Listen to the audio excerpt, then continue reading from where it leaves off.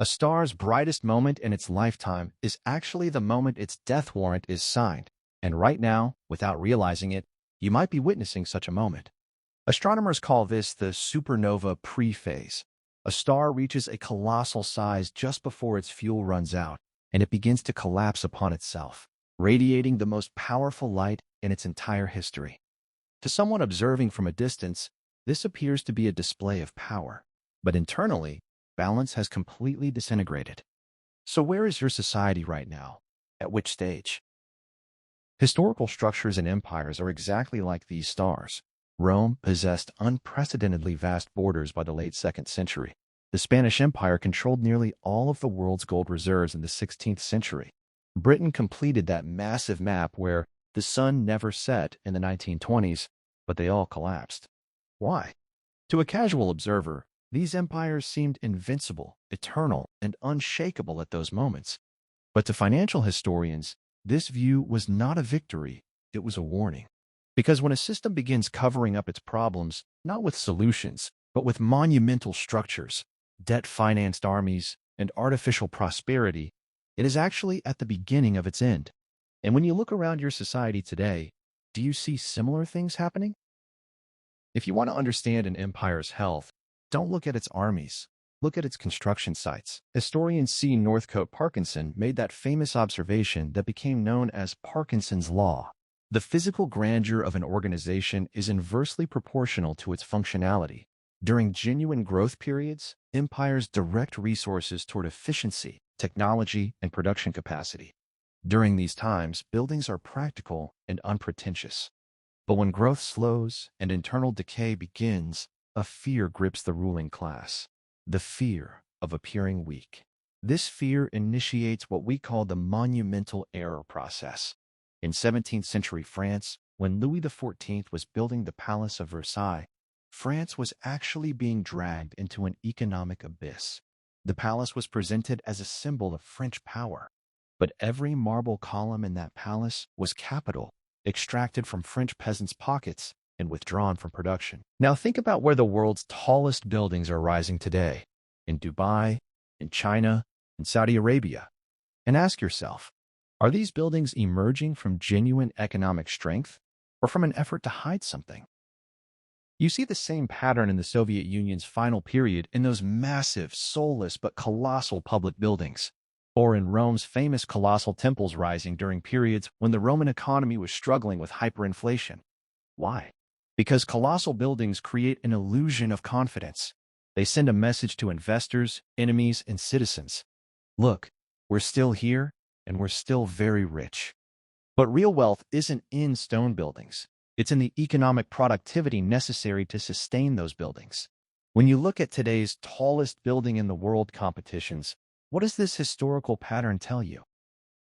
The second pillar of power illusion is currency, and this is far more sinister. When an empire cannot enrich itself through genuine production, it resorts to monetary alchemy. This is the ancient version of what we call printing money in the modern world, and it's one of history's most insidious deceptions. Let's return to Rome. A denarius in Augustus's time was nearly pure silver. Roman legionaries used this currency to travel to the far corners of the world. But as centuries passed, the empire's maintenance costs, armies, bureaucracy, free bread distributions exceeded tax revenues. Emperors couldn't raise taxes because the people were already exhausted. So what was the solution? Mix copper into the silver at the mint. From the outside, the currency still looked the same. The emperor's magnificent face was still on it, but the value inside decreased year after year.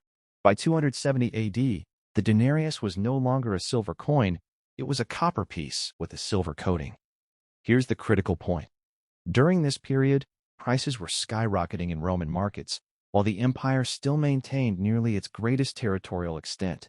When the people realized the currency in their pockets was worthless, the system collapsed. Now ask yourself a question. Is the money in your pocket really valuable, or does it just look that way because there's a powerful face on it?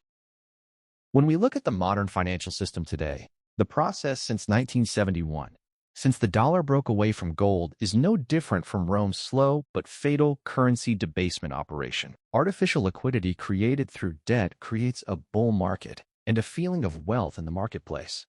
Everyone has more numbers in their pockets, but what those numbers can actually buy, their real purchasing power continuously erodes. This is that fake golden age glitter from just before collapse. And if right now you have more money in your pocket than you did last year, but you still can't buy things, congratulations. You're experiencing what it felt like to be a citizen in Rome's final centuries.